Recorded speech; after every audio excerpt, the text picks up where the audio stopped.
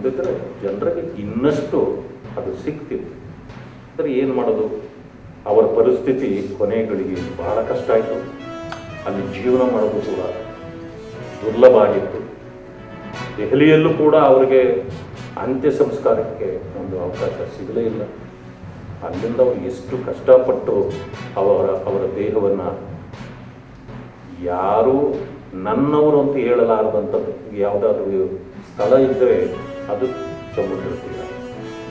ಯಾಕಂದರೆ ಅನಾಥ ಶವಗಳನ್ನು ಅಂಥ ಕಡೆಯಲ್ಲೇ ಕೊನೆ ಅಂತ್ಯಕ್ರಿಯೆ ಮಾಡೋದು ಅಲ್ಲಿ ಮಾಡಿದರು.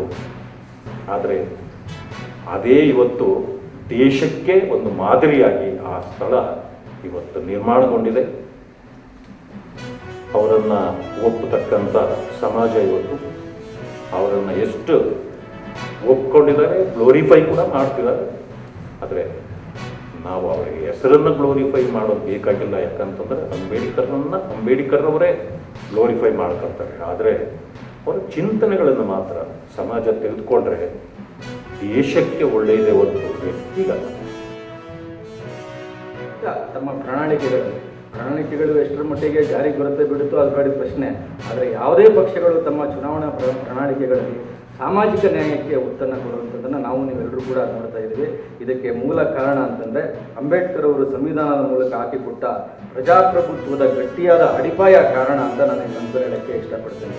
ಅಂಬೇಡ್ಕರ್ ಅವರು ಪ್ರತಿಪಾದನೆ ಮಾಡಿದಂಥ ಸಮಾನತೆ ಕೇವಲ ಕಾಗದದ ಮೇಲಿನ ಹಕ್ಕಲ್ಲ, ಅದು ಬದುಕಿನ ಸಂಸ್ಕೃತಿ ಆಗಬೇಕು. ಮತ್ತು ಹೋರಾಟ ಮತ್ತು ಆಶಯ, ಅವರ ಹೋರಾಟ ಮತ್ತು ಆಶಯ ಹೆಚ್ಚೆಚ್ಚು ವಿಸ್ತರಣೆ ಆಗಬೇಕು. ಅಂಥ ದಿನಗಳು ಕೂಡ ಮುಂದಿನ ದಿನಗಳಲ್ಲಿ ಬರಬೇಕು ಅನ್ನೋದು ನನ್ನ ಅನಿಸಿಕೆ. ಇಂಥ ಒಂದು ಮಹತ್ತರವಾದ ವಿಚಾರವನ್ನು ಅವರು ಇಟ್ಕೊಂಡು ದೇಶ ಅಭಿವೃದ್ಧಿ ಆಗಬೇಕು, ಅದಕ್ಕಾಗಿ ಸಮಾನತೆ ಇರಬೇಕು, ಭ್ರಾತೃತ್ವ ಇರಬೇಕು ಈ ದೇಶದಲ್ಲಿ. ಅದು ಬರಬೇಕಾದ್ರೆ ಜಸ್ಟಿಸ್ ಇರಬೇಕು, social, economic, political, liberty of thought, ಎಂಥ ಒಳ್ಳೆಯ ವಿಚಾರಗಳು, ಮೌಲ್ಯಗಳನ್ನ ಅವ್ರು ತಿಳಿಸಿದ್ದಾರೆ. ಇದನ್ನು ಅಳವಡಿಸ್ಕೊಳ್ಳಿಕ್ಕೆ ನಾವೆಲ್ಲರೂ ಇನ್ನೂ ಸಿದ್ಧರಾಗಿದ್ದೀವ, are we are just living in silos. ಈಗ ಅದೇ change is the truth of the life ಅಂತ ಹೇಳ್ತಾರೆ. ಬಟ್ ಹಾಗಿದ್ರೆ ಜಾತೀಯತೆ ಯಾಕೆ ಬದಲಾಗಲಿಲ್ಲ? It's somewhere the mindset. ಜನರು ಅದರಿಂದ ಹೊರಗೆ ಬರಲು ಸ್ವತಃ ಪ್ರಯತ್ನನೇ ಮಾಡ್ತಾ ಇಲ್ಲ ಅಂತ ನನಗನ್ಸುತ್ತೆ. ವಾಪಸ್ ತಿರುಗಿದ ತಕ್ಷಣ ಏನಾಯ್ತು? Equation completely change. ಏನಾಯಿತು, ಇವರು ಕೊನೆಯಲ್ಲಿದ್ದವರು ಮೊದಲು ಬಂದರು ಅಲ್ವಾ? ಹಾಗಾಗಿ equal opportunity you are talking about, nothing else. ನೀವು ಒಬ್ಬ ಮಾನವೀಯ ಹಣತೆಯನ್ನು ಇಟ್ಕೊಂಡಂತಹ ವ್ಯಕ್ತಿ ಆಗಬೇಕಷ್ಟೇ. ಇನ್ನೇನು ಅಂಬೇಡ್ಕರ್ ಇನ್ನೇನು ಹೇಳಿಲ್ಲ ಅಂತ ಅನ್ಸುತ್ತೆ ನನಗೆ. ಅಟ್ಲೀಸ್ಟ್ ಕಂಪ್ಯಾಷನ್, ಎಂಪಥಿ, ಈ ಒಂದು ಜೊತೆ ನಾನು ಕೈ ಇಟ್ಕೊಳ್ರಪ್ಪ, ಇನ್ನೇನು ಬೇಡ. ವಿಮೆನ್ ರಿಸರ್ವೇಷನ್ ಬಿಲ್ ಅಂತ ಉಪಯೋಗಿಸಿದೆ, ನಾರಿ ಶಕ್ತಿ ವಂದನ ಅಧಿನಿಯಮ ಅಂತ ಹೇಳಿ ಇದಕ್ಕೆ ಹೆಸರು ಕೊಟ್ಟಿದ್ದಾರೆ ಮೋದಿಜಿ.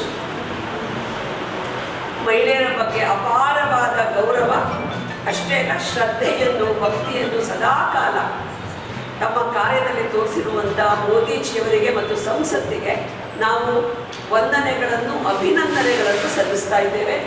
ಈ ಒಂದು ವಿಮೆನ್ ರಿಸರ್ವೇಷನ್ ಬಿಲ್ ಭಾರತದ ನಾರಿಯರ ಪಾಲಿಗೆ ಈ ಯುಗದ ಒಂದು ಹೊಸ ಯುಗ ಆರಂಭ ಆಗಿದೆ. ಕಲಿಯುಗದಲ್ಲಿ